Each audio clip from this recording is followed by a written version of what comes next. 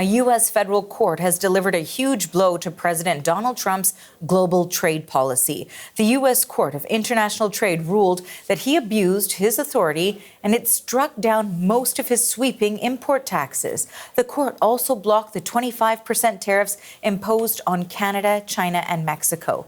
The White House attributed those to the flow of drugs and illegal immigrants into the U.S.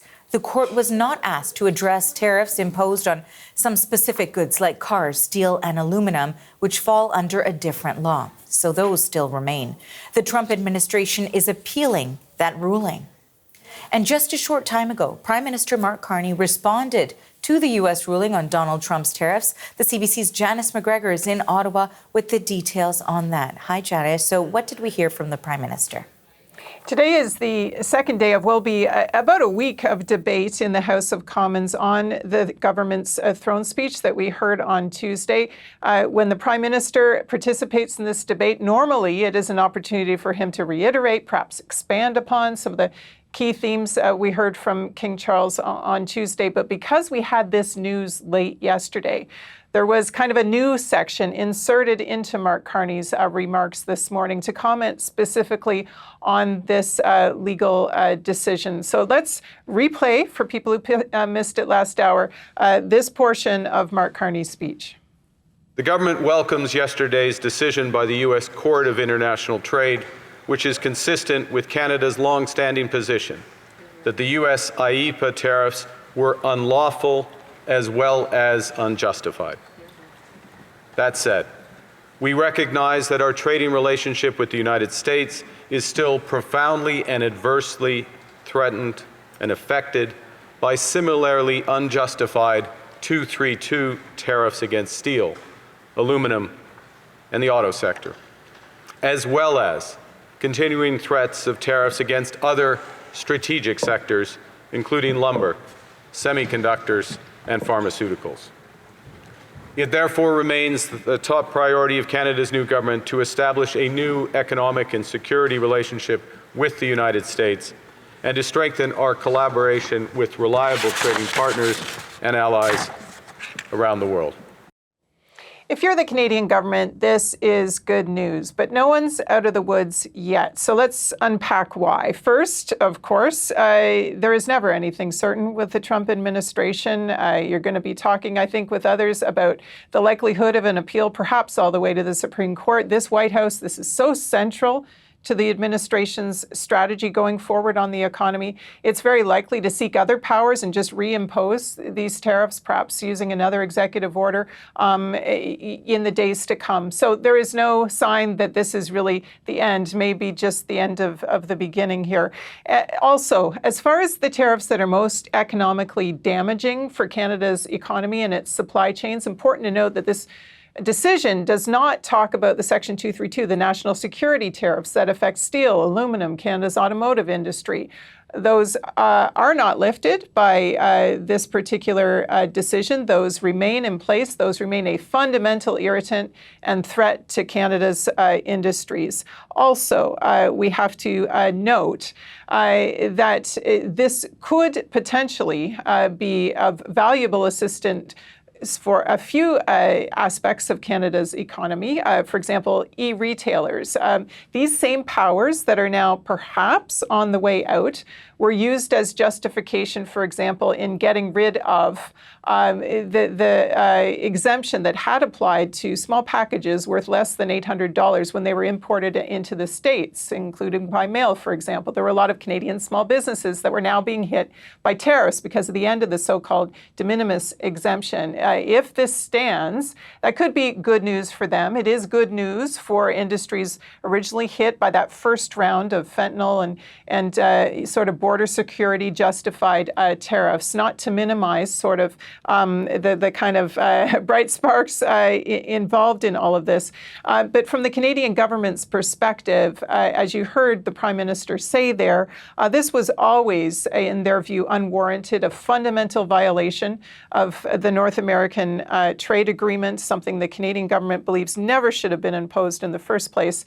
And really important to hear that very kind of last thing that Carney said, which was really a political message to the U.S., that even as they continue to negotiate what they hope would be a more durable partnership based on shared priorities and so on, that they are also simultaneously looking to deepen collaboration with other more reliable, did you hear that word, allies. A bit of a shot there at how the United States now, because of all this uncertainty and chaos, is a less reliable partner, and Canada now wanting to diversify away, something that does have a cost for the U.S.'s economy. So several messages happening at once there in what the Prime Minister conveyed. And now, Janice, if U.S. courts begin reining in Trump's executive orders, what does that mean for Canada's response? Well, indeed, some might wonder, could we throttle back, for example, on the counter tariffs that are in place? And remember, those are paid by Canadian consumers and businesses. No action to do that yet. Of course, there were some temporary reprieves last month for certain sectors deemed most kind of economically sensitive to tariffs, wanting to help them, give them a bit more breathing space, time to change their supply chains around so they weren't hit quite so hard. But many tariffs still remain, and no word from the Carney government today about lifting any of those. I think in part because they're not really sure whether this is where this is going, if this could be reversed. We are in a drama of on again, off again when it comes to Trump tariffs. But this kind of back and forth thing in the context of, at one point wanting to send a tough message to Washington, on the other hand, trying to ease relations and warm things up and not make it so hostile. Let's be partners. Let's work together on security. This has sometimes been a bit of a mixed message. When he kicked off a debate on the throne speech yesterday, opposition leader Andrew Scheer took note of this and kind of called the Carney government out, actually, for the way it's gone back and forth in its dealings with Washington. Elbows back up at the end of the campaign as the final days, but they didn't tell Canadians what they had done. And it was elbows back down when he went and when the Prime Minister met with Donald Trump. The elbows were up, the elbows were down. It was like they were doing the chicken dance over there. So things like the crackdown on fentanyl, the new border security measures, the interprovincial trade barriers, the efforts to lower those, the things they're working with the premiers on starting this weekend, and also the economic urgency to spend more on military, on defense going forward. Those things, there are good reasons to do them even beyond tariffs. Of course, NATO partners, the geopolitical imperatives of strengthening the military right now. So it may be that in the short term, not a lot changes, notwithstanding the fact that for many Canadians, this ruling is good news. Janice, thanks for this. That's the CBC's Janice McGregor in Ottawa. And for more from the U.S., the CBC's Chris Reyes is joining us now from New York. So, Chris, we're watching, of course, for reaction from Donald Trump himself on social media. In the meantime, what more do we know about this U.S. court ruling? Well, Arthi, I think worth highlighting first and foremost is that this is a landmark ruling. I think we've seen President Trump test the limits of his executive powers, both in this administration and his previous one. But this is really the first time that a federal court has issued such a strong ruling against his trade policies, basically calling Trump's sweeping tariffs illegal. The decision was made by a three-panel judge, so a Reagan, Trump, and Obama appointees, just to give you their political origin. They basically put a giant X on that giant tariff announcement prop that Trump held up from the White House lawn on Liberation Day back in April. This affects the massive levies on China, on the EU, the 10% baseline tariff on a long list of nations, virtually every U.S. trading partner, the 25% tariffs on Canada and Mexico over fentanyl trafficking and border security. Now, remember, President Trump imposed these tariffs using the International Economic Emergency Powers Act, or as Prime Minister Carney referred to it, IEEPA, arguing that trade imbalances, among other things, constituted a national emergency. And this panel of judges has disagreed with that, Arthi, ruling that the president exceeded his authority in imposing these tariffs because trade policy is a congressional power. Adding to that, that trade imbalances do not actually pose an unusual or extraordinary threat. And that's exactly what a handful of businesses argued in their filing, Arthi. So a wine importer, a toy manufacturer, a stationery business, they all sued the Trump administration not long after that so-called Liberation Day, saying the tariffs could shut them down, that they weren't about addressing a national emergency at all, they argued, but to generate revenue. They were represented by the Liberty Justice Center, and Jeffrey Schwab is one of their lawyers. He believes that they will win this case even on appeal. We're very confident. I think the law is very clear, and what the president asserts is extremely broad, an extremely broad assertion of power.